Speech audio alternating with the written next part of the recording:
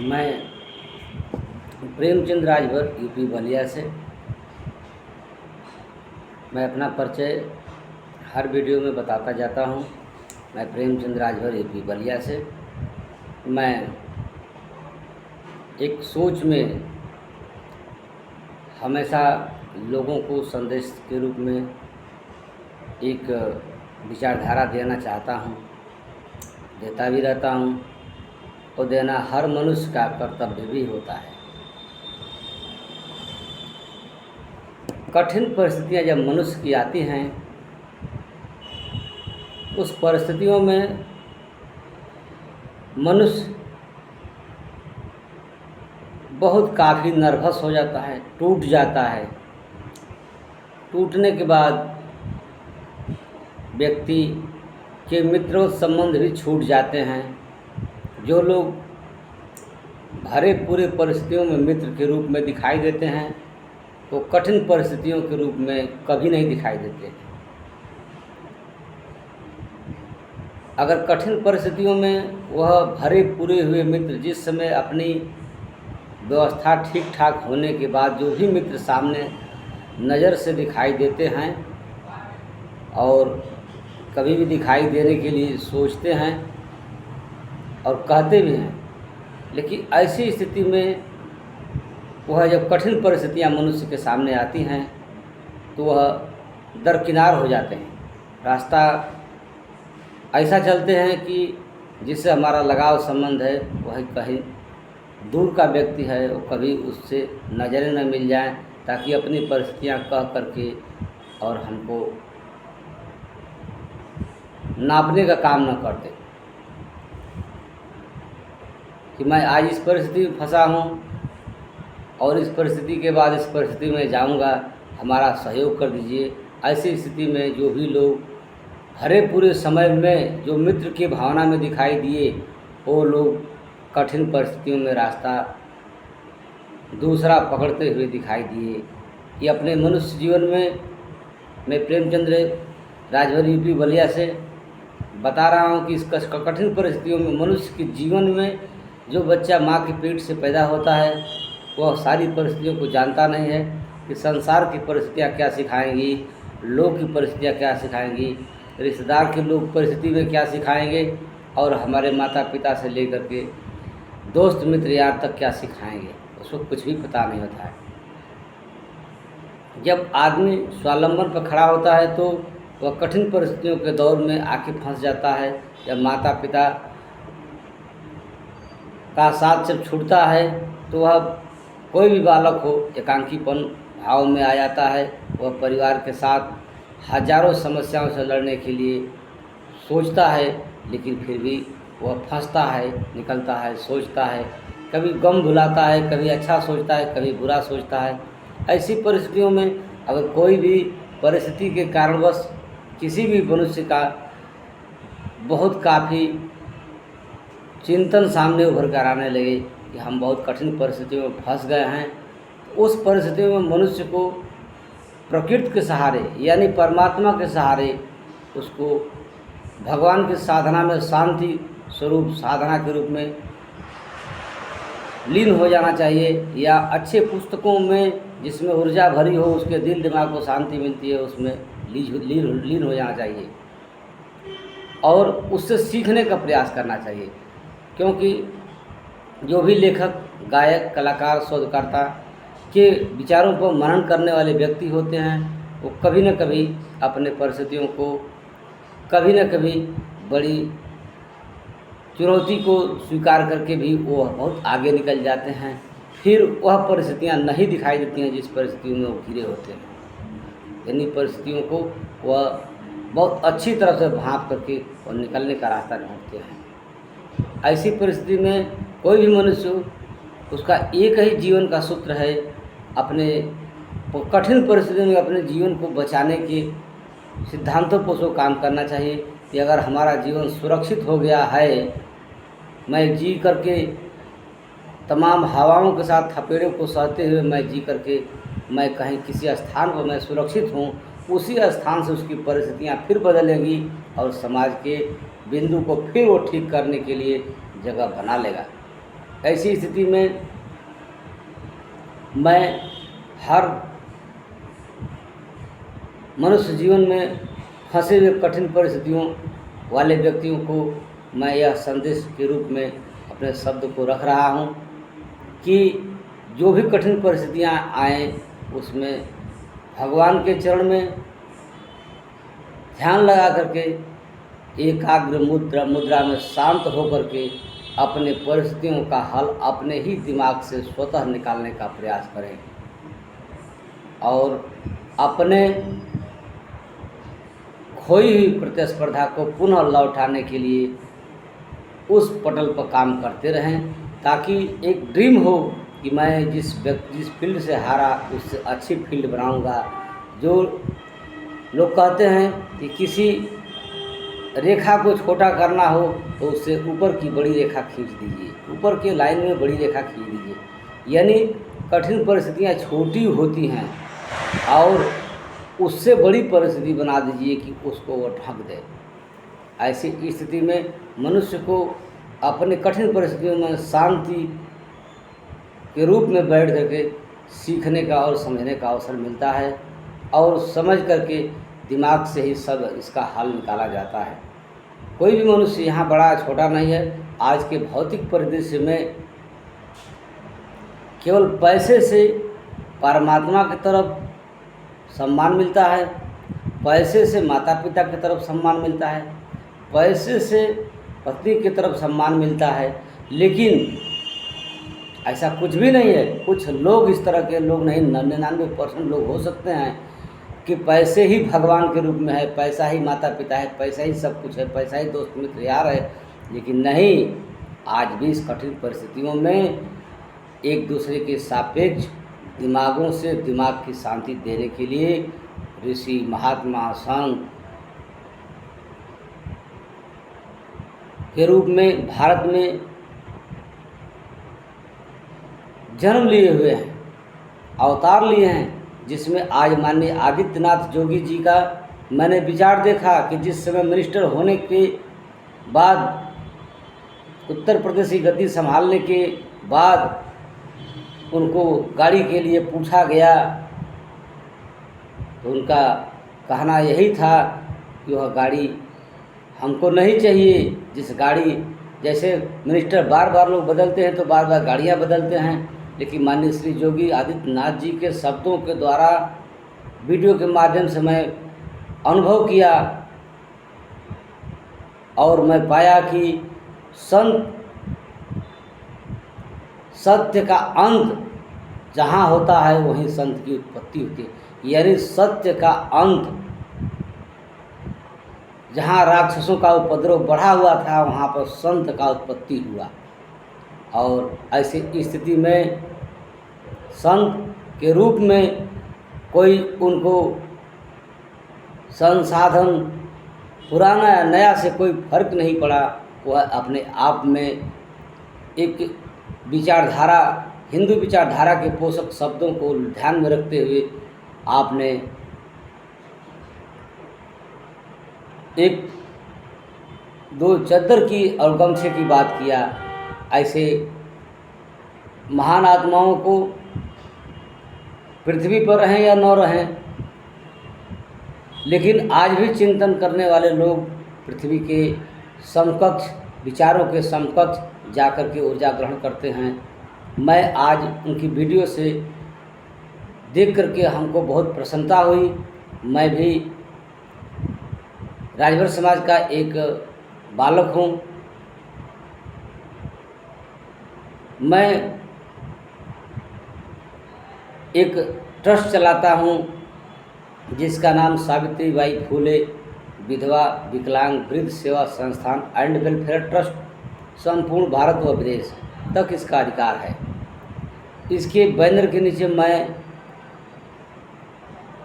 सामाजिक सेवा करके राजनीति की तरफ जाने के लिए एक नई पार्टी का कार्य करने जा रहा हूँ, जिसमें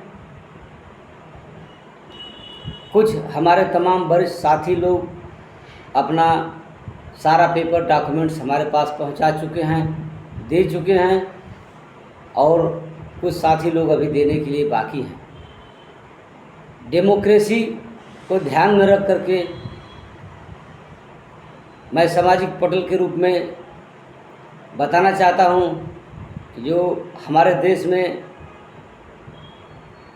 जात के आधार पर पार्टियां बनी हैं, जात के आधार की लड़ाई को लड़ने के लिए पार्टियों का निर्माण किया गया है, उन्हीं जातियों के बल पर सामाजिक व्यक्तियों को दूर करके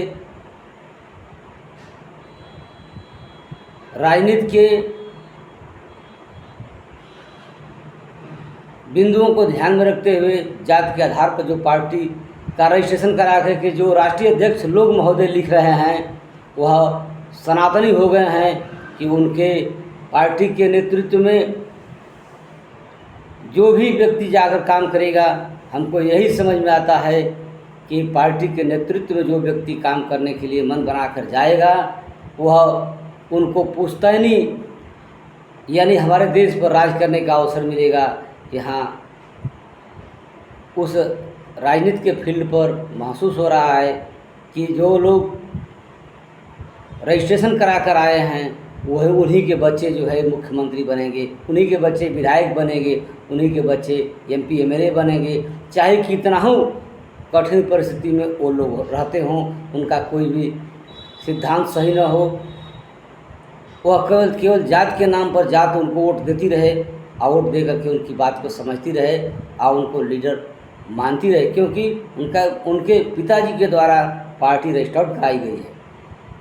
उनके कहने में ही हमको जीवन अपना देना है। ऐसी स्थिति को ठेस जनक महसूस करते हुए अगर भारत सरकार में निर्वाचन आयोग में सबको अधिकार है डेमोक्रेसी में कि पार्टी का रजिस्ट्रेशन करा करके और अपनी छवि के अनुसार अपने भारत देश में अपनी विचारधारा का प्रचार प्रसार करके और सरकार की नीतियों में जाने के लिए अगर कोई व्यक्ति के पास क्षमता है तो वह जा सकता है, क्योंकि इस क्षमता को नहीं महसूस करेगा तो कल वह जो है पढ़ी लिखी आबादी, आज सोशल मीडिया पे एक्टिव आबादी, वह केवल एक दूसरे को हाँ में हाँ मिलाकर बात कब तक करती रहेगी। भारत देश में जो डेमोक्रेसी बनी है, राजनीति का क्षेत्रफल जो बना है, पुश्तैनी नहीं बनाने के लिए बना है, राजशाहियत का व्यवस्था बनाने के लिए नहीं बनाया गया है। धर्म निरपेक्ष हो, राष्ट्र निरपेक्ष हो, जात निरपेक्ष हो। जात के आधार पर बड़े बड़े नेता जो आज सरकार में बैठे हैं चिन्हित हैं कि इस जाति का वोट लेना होगा तो उस जाति के लीडर को भागीदारी की बात कर लो। भागीदारी की बात पर वह लीडर अपने आप को उनको बुलाकर आमंत्रण करते हैं कि अगर यह अपने जात के व्याख्या पर बात करेगा, अपने जात के सिद्धांतों में बात करेगा तो हमको हमारी पार्टी में मत का इजाफा होगा और हमारी सरकार बनेगी।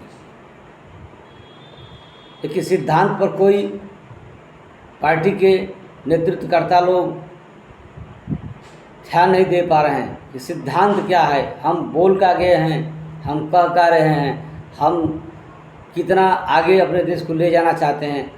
राष्ट्र प्रेम का मुद्दा उनकी खोपड़ी में नहीं घूमता है, उनको परिवार प्रेम का मुद्दा आज भी उनके घर में बैठा हुआ है, उनकी खोपड़ी में बैठा हुआ है, उनके रोम रोम में बैठा हुआ है। राष्ट्र प्यार की भाषा नहीं है, जात प्यार की भाषा से राष्ट्र प्यार का संबंध कुछ भी नहीं है। राष्ट्र प्यार अलग चीज़ है और जात प्यार अलग चीज़ है। जात प्यार का प्रलोभन दे करके और ख़ानदानी राजा बन करके, ख़ानदानी राजनीतिक परिवार बन करके आप यह समय ख़त्म होने वाला है और ख़त्म हो जाएगा कि आप जात के नाम पर ख़ानदानी राजा बने रहेंगे, और इस तरह से नहीं हो सकता है। क्योंकि त्याग, तपस्या और बलिदान के बल पर देश को आज़ाद किया गया है। त्याग और तपस्या और बलिदान के बल पर देश को आज़ाद किया गया। देश की आज़ादी के लिए बहुत कुछ किया गया है। जात का बुर्बक की भाषा, होशियार की भाषा लहजे को ध्यान में रख कर के कोई भी बात नहीं बोल पाते हैं। ऐसी स्थिति में आप समाज को क्या दिशा देंगे और भारत की व्यवस्था को क्या दिशा देंगे? बहुत गंभीर सवाल है।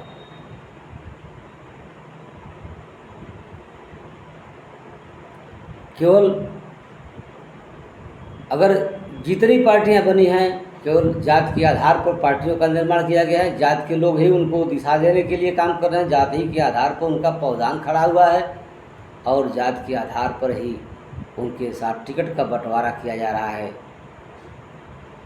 आज एजुकेशन का समय हो गया है, शिक्षा का समय हो गया है। आज बहुत तीव्रता से लोग सोचने की क्षमता में तेज हो गए हैं। उनको जात के आधार पर जो भी सिस्टम काम कर रहा है वह पीछे काम करने वाला सिस्टम था। अब नया सिस्टम आपके क्वालिटी पर ही डिसाइड करेगा कि आप किस क्वालिटी के हैं, किस कैटेगरी के हैं। उसी पर आज की राजनीति की छवि सुंदर हो सकती है। आपकी सोच क्या है राष्ट्र के प्रति?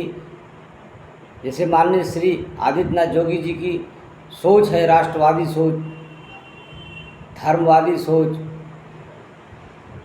के आधार पर, राष्ट्र और धर्म के आधार पर उनकी पार्टी उत्तर प्रदेश में जो भी कार्य कर रही है वह सराहनीय कार्य है। और जितने जात के आधार पर बनाई गई पार्टियां हैं उनके जो भी लीडर उनके आजू बाजू में बैठ करके मंत्रणा कर रहे हैं, सोच रहे हैं, विचार रहे हैं कि हमारे जाने पर इतना वोट टूट जाएगा, इतना वोट बढ़ जाएगा, इतना वोट घट जाएगा। ऐसा कुछ भी नहीं है।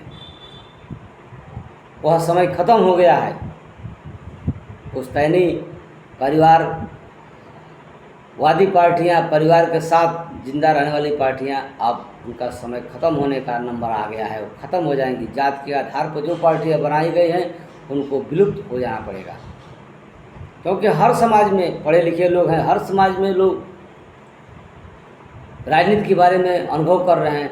अब जो पार्टी रजिस्टर्ड करा के बैठे हैं, भीड़ दिखा करके चाहते हैं कि अपने इस स्तंभ को मजबूती के साथ बनाए रहेंगे, तो वह पैसे का भीड़ है, न कि विचारों का भीड़ है।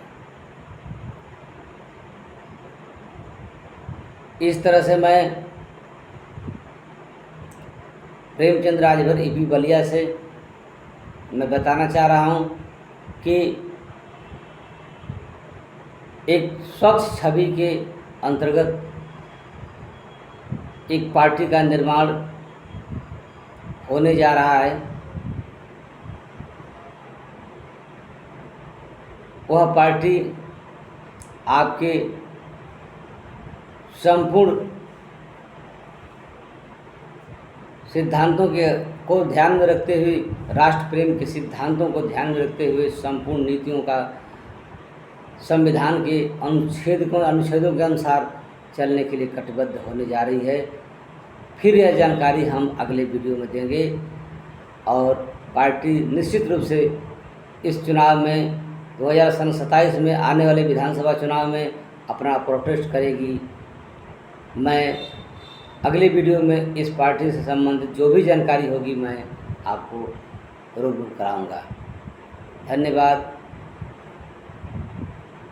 आप इस विचारधारा के साथ सहमत हों तो आप कमेंट में ज़रूर कुछ न कुछ अपनी राय दीजिएगा कि कहाँ तक सत्य है, कहाँ तक गलत है। किसी सज्जन को बुरा महसूस हो वो भी राय अपना देंगे, उनके विचारों का सम्मान किया जाएगा। मैं इसी के साथ अपनी वाणी को विराम करता हूँ। धन्यवाद। नमस्कार।